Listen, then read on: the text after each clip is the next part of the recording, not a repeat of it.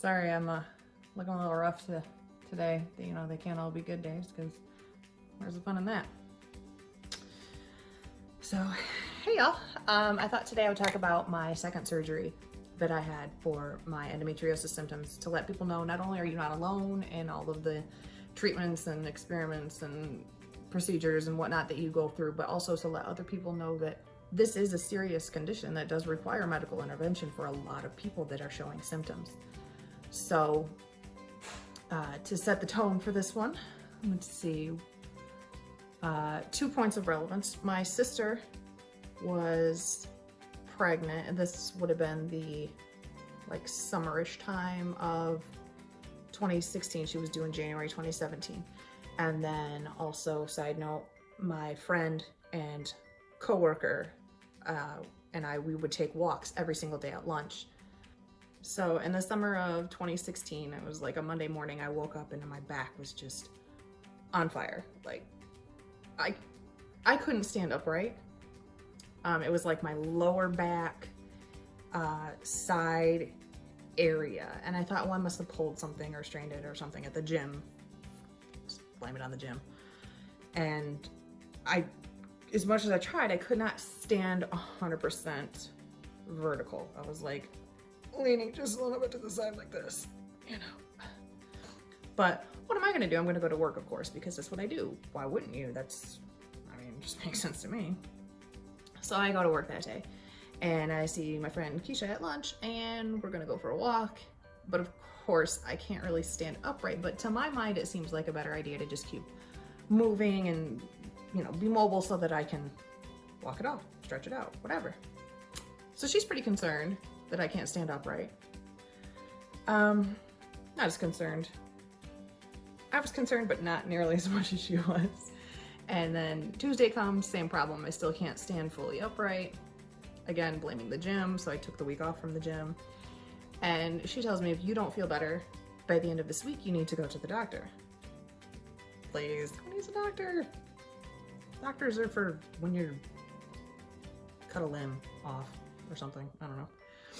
I don't need to go to the doctor. And so yeah, I probably should have at that point, but I didn't. So she tells me, if you don't feel better by the end of the week, you need to go to the doctor. Fine, I'll go to the doctor at the end of the week if I'm not better. Wednesday, Thursday, I still can't stand upright. Friday, I'm home. Still can't stand upright. So Saturday, I decide, fine, this is not getting any better. And in fact, it's getting worse. And it's just nauseatingly painful at this point. So I go to urgent care. I'm not a big fan of my doctor. If you hadn't seen the first diagnosis video, I'm not a big fan of the primary care doctor that I have. And no, at this point, I still haven't gotten a different one. It's just easier to refer myself to where I need to go. But anyway, I went to urgent care and they took x-rays and whatever, and basically they're like, oh, your x-rays are fine. I mean, you might have like a slight spinal compression, but other than that, you're totally fine. Thanks. So I got some, I think, steroids or something like that, and they sent me home. So I'm gonna keep walking it off. So for the next couple of days, just take the steroids and some ibuprofen and hope for the best. And eventually it does fade and I'm okay. So, you know, keep living my life, whatever.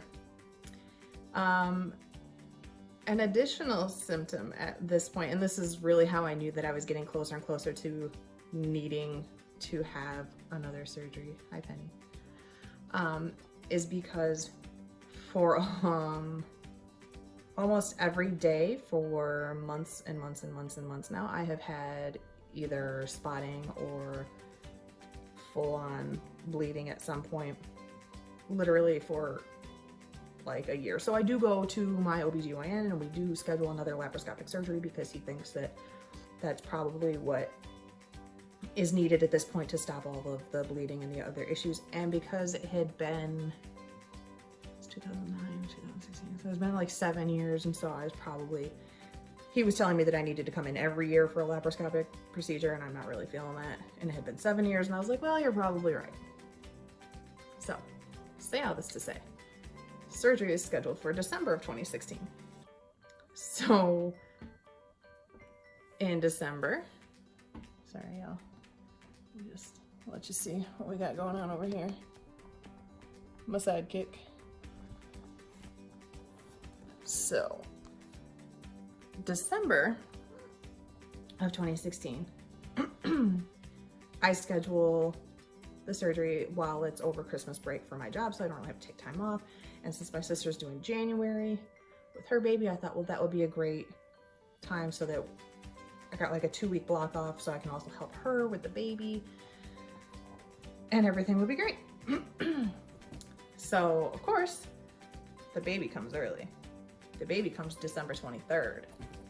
My surgery is December 27th. And of course, Christmas is December 25th. So, the baby comes early. My sister's in the hospital, a different hospital than where I'm at.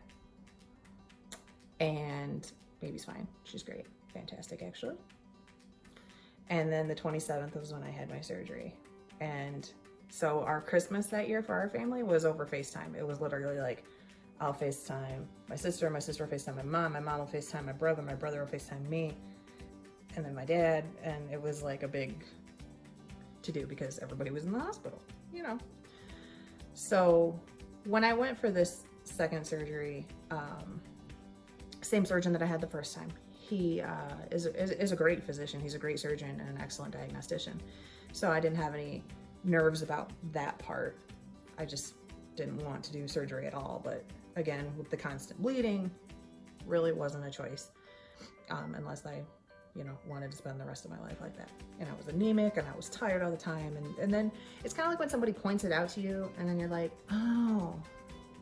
And then like it's all these things that you've been blocking out, and then all of a sudden you realize, well, yeah, of course the bleeding would lead me to being anemic, which would make me be tired, which would make me have problems controlling my, you know, my body temperature, or, you know, all those kind of things just kind of click together when somebody points it out, but you're like avoiding it in your head because you know that there's not really a grand solution. That's how that was.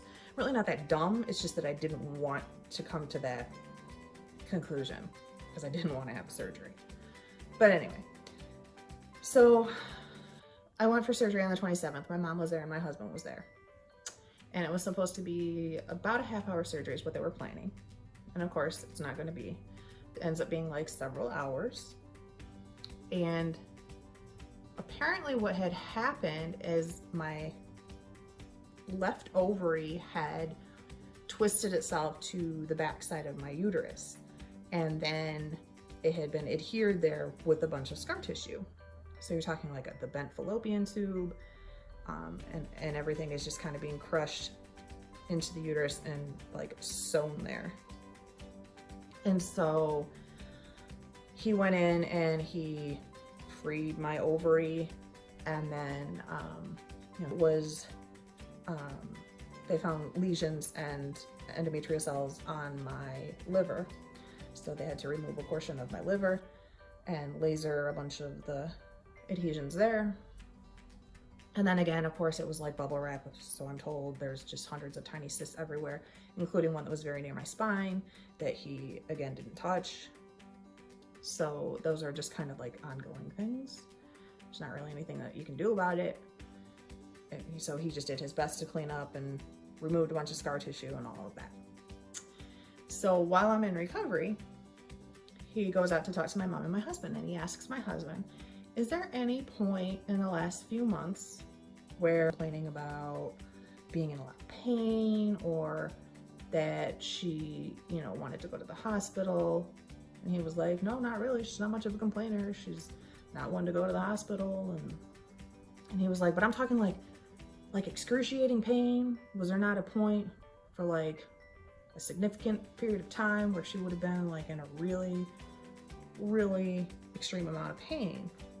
And you know, in the last several months, any of them.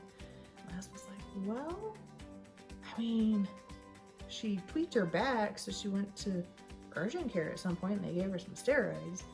And he was like, oh, that wasn't her back.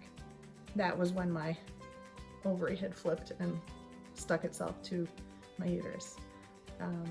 And he told my husband that would have been like the most excruciating thing. And my husband was like, well, she's, you know, kept going to work and kept going on walks and doing what she was doing. And he was like, yeah, I don't know how that was possible, how she did any of that, but okay. So I guess like when I'm coming out of surgery, he thinks I'm kind of crazy having heard this information from my husband. But you have to think, like, when this has been your life, your pain tolerance is slightly different than what most people would experience. And so if that's what your reference is, then this is nothing.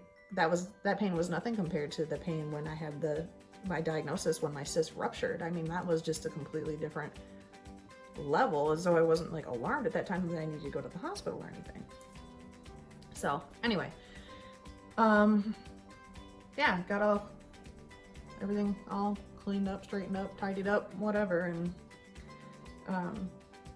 it was the laparoscopic surgery, and I had 1, 2, 3 incisions on my abdomen for that. And it took, I'd say, probably like 2 weeks until I was back to being able to like get up and move around comfortably and all that. And then I did end up going back to work. So yeah, that was really fun. That was another experience. And I was told after that I definitely should not be waiting that long in between having surgeries, even though he had encouraged me to do it yearly. I'm still not feeling like it needs to be a yearly kind of thing. And I'm practically a doctor, so. But yeah, I do closely follow up more often now, and I do listen a bit more to some advice, and I think I know my body better now than ever before, so I know that those are the kind of things that need to be addressed sooner. If anything kind of unusual in my abdomen is causing pain or discomfort outside of my normal daily function, I should probably get that looked into. So yeah, that is the story of my second surgery. So that was kind of like another adventure.